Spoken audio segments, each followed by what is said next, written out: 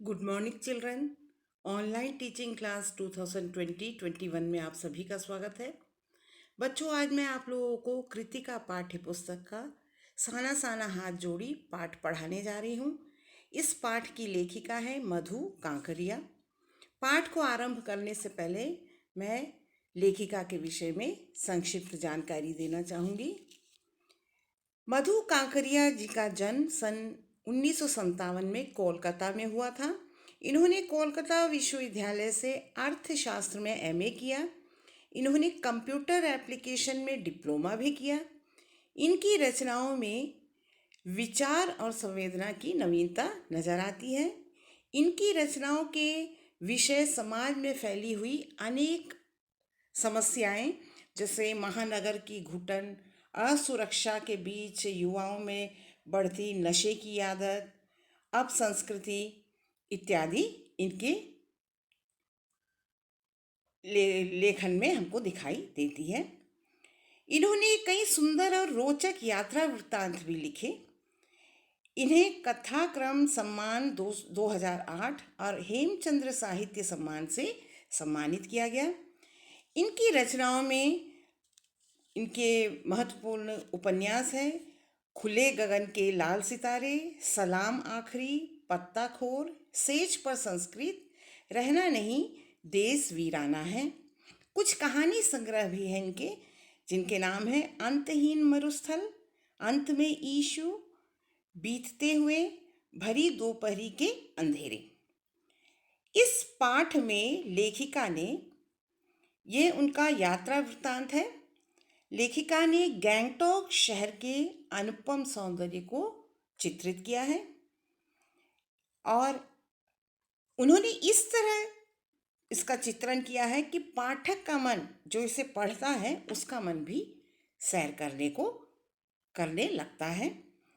शहर के अद्भुत और प्राकृतिक सौंदर्य के चित्रण के साथ लेखिका ने पहाड़ी लोगों के परिश्रम, कठोर जीवन, पत्थर तोड़ती महिलाओं का वास्तविक वर्णन किया है इस पाठ में, जो मन को छू लेता है। बर्फ से ढके हुए पहाड़, झरने और तिस्ता नदी जो है उसका भी वर्णन किया है इन्होंने। कुल मिलाकर लेखिका की यह यात्रा एक खोज यात्रा बन जाती है और पूरा सफर जो है चेतना में हलचल उत्पन्न कर देता है। अब हम इस पाठ को पढ़ेंगे। मैंने हैरान होकर देखा, आसमान जैसे उल्टा पड़ा था। सारे तारे बिखर कर नीचे टिमटिमा रहे थे। दूर ढलान लेती तराई पर सितारों के गुच्छे रोशनियों की एक झालर सी बना रहे थे। क्या था वह? वह रात में जगमगाता गैंगटॉक शहर था। इतिहास और वर्तमान के संधि स्थल पर खड़ा मेहनतकश बादशाहों का वह ऐसा शहर था जिसका सब कुछ सुंदर था, सुबह शाम रात। लेखिका कह रही है कि रात्रि में जगमगाते गैंगटॉक शहर को देखकर आश्चर्य होता है। उन्हें लगता है जैसे आसमान उल्टा पड़ा हुआ है और सारे तारे बिखर कर जमीन पर टिमटिमा रहे हैं।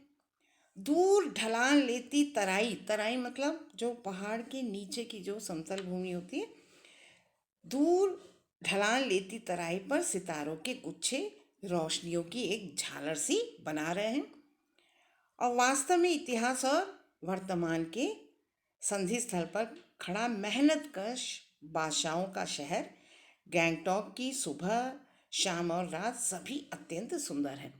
मेहनतकश बादशाहों का शहर कहा जाता है गैंगटॉक को, क्योंकि यहाँ के सारे लोग बहुत ही मेहनती होती, बहुत मेहनत कश लोग होते हैं। और गैंगटॉक शहर का सब कुछ सुंदर था। सुबह सुंदर थी, शाम सुंदर था, रात सुंदर थी, बहुत ही सुंदर शहर था। और वह रहस्यमय सितारों भरी रात मुझ में सम्मोहन जगा रही थी, कुछ इस कदर कि उन जादू भरे क्षणों में मेरा सब कुछ स्थगित था, अर्थहीन था। मैं, मेरी चेतना, मेरा आसपास, मेरे भीतर बाहर सिर्फ शून्य था और थी अति दृढ़ता में डूबी रोशनी की वह जादुई झालर। लेखिका कहती वहाँ का दृश्य जो है बहुत ही सुंदर था, और लेखिका कहती है एक सम्मोहन सा, एक जादू सा जगाता था वहाँ। लेखिका कहती है कि मेरा सब कुछ अर्थहीन था, मेरी चेतना, मेरे आसपास ऐसा लगता था कि मेरे भीतर बाहर सिर्फ शून्य है, और उनकी इंद्रियां भी जो है परे थी, इंद्रियों से परे था वहाँ की सुंदरता। धीरे धीरे एक उजास उस शून्य से फूटने लगा। एक प्रार्थना होठों को छूने लगी। साना साना हाथ जोड़ी गर्दहु प्रार्थना, हामरो जीवन तीमरो कौशेली। ये एक नेपाली भाषा का की प्रार्थना है, और इसका अर्थ है छोटे छोटे हाथ जोड़कर प्रार्थना कर रही हूँ कि मेरे जीवन की, मेरा सारा जीवन जो है अच्छाइयों के लिए समर्पित हो।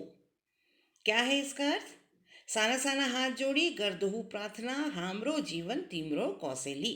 इसका अर्थ है साना साना यानी छोटे छोटे हाथ जोड़कर प्रार्थना कर रही हूँ कि मेरा सारा जीवन जो है अच्छाइयों के लिए, अच्छे काम के लिए समर्पित हो। आज सुबह की प्रार्थना के ये बोल मैंने एक नेपाली युवती से सीखे थे। ये एक नेपाली प्रार्थना है, और लेखिका ने इसे किससे सीखा था? वहाँ की एक नेपाली युवती से उन्होंने सुबह सुबह ये प्रार्थना सीखी थी। सुबह हमें यूमथांग के लिए निकल पड़ना था, पर आंख खुलते ही मैं बालकनी की तरफ भागी। यहाँ के लोगों ने बताया था कि यदि मौसम साफ हो तो बालकनी से कंचनजंगा दिखाई देती है।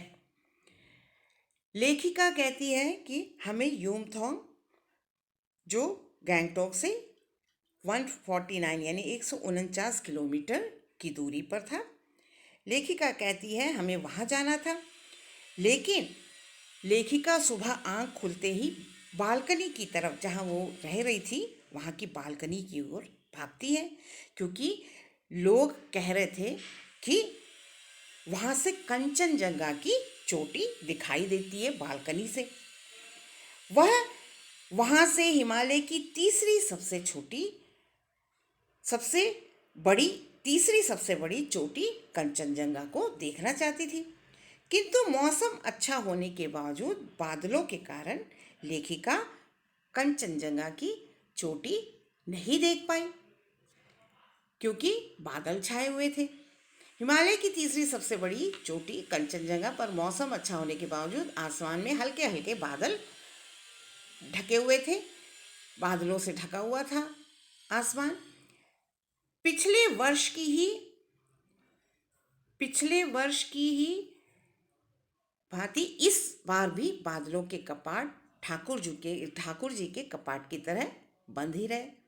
यानी लेखिका कहती है पिछले वर्ष की तरह इस बार भी बादलों के जो कपाट है वो ईश्वर के मंदिर के कपाट की तरह बंद रहे। कंचनजंगा न दिखनी थी न दिखी, पर सामने ही रकम रकम के रंग बिरंगे इतने सारे फूल दिखाई पड़े, लगा फूलों के बाग में आ गई हूँ। लेखिका कहती है कि तरह तरह के रंग बिरंगे बहुत सुंदर फूल दिखाई दिए उन्हें ऐसा महसूस हो रहा था जैसे वो फूलों के बाग में आ गई है। बहरहाल गैंगटॉक से 149 किलोमीटर की दूरी पर यूमथांग था। यूमथांग यानी घाटियाँ, जहाँ बहुत सारी घाटियाँ हैं। सारे रास्ते हिमालय की गहनतम घाटियाँ और फूलों से लदी वादियाँ मिलेंगी आपको। ड्राइवर कम गाइड जितेन नार्गे मुझे बता रहा था। क्या वहाँ बर्फ मिलेगी? मैं बचकाने उत्साह से पूछने लगती हूँ। लेखिका यूमथांग, वो जा रहे थे लेखिका और उनके साथ जितने लोग थे, और यूमथांग में घाटियाँ हैं, गहनतम घाटियाँ, हिमालय की एकदम गहरी घाटियाँ हैं, और फूलों से लदी वादियाँ भी वहाँ आपको मिलेगी, ऐसा उनका ड्राइवर कम गाइड जितेन नार्गे उनको बता रहा था, जो ड्राइवर भी था और गाइड भी था। क्या नाम था उसका? जितेन नार्गे। उन्होंने लेखिका को बताया कि यूमथांग यानी घाटियाँ, यानी हिमालय की गहरी घाटियाँ और फूलों से लदी जो वादियाँ हैं आपको वहाँ पर मिलेगी। लेखिका उनसे बच्चों की तरह यानी बचकाने उत्साह से पूछने लगती है, क्या वहाँ बर्फ मिलेगी? तो जितेन नारगे उनसे कहता है, चलिए तो। जगह जगह गदराए पाइन और धूपी के खूबसूरत नुकीले पेड़ों का जायजा लेते हुए हम पहाड़ी रास्तों पर आगे बढ़ने लगे कि एक जगह लिखा दिखाई दी, एक कतार में लगी सफ़ेद सफ़ेद बौद्ध पताकाएं। पताकाएं, बौद्ध पताकाएं मतलब होता है झंडे। ऐसे बौद्ध पताकाएं वहाँ पर सफ़ेद सफ़ेद लगी हुई थी, किसी ध्वज की तरह लहराती, शांति और अहिंसा की प्रतीक ये पताकाएं, जिस पर कुछ मंत्र भी लिखे हुए थे। लेखिका कहते, जैसे ही हम लोग आगे बढ़े तो कतार में सफ़ेद सफ़ेद बौद्ध पताकाएं हमको दिखाई दी, किसी ध्वज यानी झंडे की तरह लहराती हुई, शांति और अहिंसा की प्रतीक ये पताकाएं, जिन पर कुछ मंत्र लिखे हुए थे। जितेन नारगे ने बताया कि यहाँ बुद्ध की बड़ी मान्यता है। यहाँ के लोग बुद्ध को बहुत मानते हैं, बौद्ध धर्म को मानते हैं। जब भी किसी बुद्धिस्ट की मृत्यु होती है तो उसकी आत्मा की शांति के लिए शहर से दूर किसी भी पवित्र स्थान पर 108 श्वेत पताकाएं फहरा दी जाती है। जितेन ने क्या बताया कि यहाँ बौद्ध धर्म की बड़ी मान्यता है। जब भी कोई बुद्धिस्ट बौद्ध धर्म को मानने वाले की मृत्यु होती है तो उसकी आत्मा की शांति के लिए शहर से दूर किसी भी पवित्र स्थल पर 108 श्वेत पताकाएं, सफ़ेद रंग की पताकाएं फहरा दी जाती है। इन्हें उतारा नहीं जाता, ये धीरे धीरे अपने आप ही ये पताकाएं नष्ट हो जाती है। कई बार किसी नए कार्य की शुरुआत में भी ये पताकाएं लगा दी जाती है, पर वे रंगीन होती है। यानी कोई नए कार्य का आरंभ किया जाता है तब भी पताकाएं लगाई जाती है, लेकिन वो पताकाएं रंगीन होती है, रंग बिरंगी होती है। और किसी बौद्ध बुद्धिस्ट की मृत्यु होती है तब सफ़ेद रंग की पताकाएं लगाते हैं। कितनी पताकाएं लगाते हैं? 108 पताकाएं। अब जब कोई शुभ कार्य का आरंभ किया जाता है तब भी पताकाएं लगाई जाती है, लेकिन वो रंगीन होती है। नारगे बोलता चला जा रहा था और मेरी नज़र उसकी जीप में लगी दलाई लामा की तस्वीर पर टिकी हुई थी। कई दुकानों पर मैंने दलाई लामा की ऐसी ही तस्वीर देखी थी। वहाँ के लोग जो है दलाई लामा को बहुत मानते हैं। लेखिका कहती है, मेरी नज़र जो है उनके जीप में लगी हुई दलाई लामा की तस्वीर पर टिकी हुई थी और कई दुकानों पर भी मैंने दलाई लामा की ऐसी तस्वीर देखी थी। अब इसके आगे का अनुच्छेद हम अगले क्लास में पढ़ेंगे।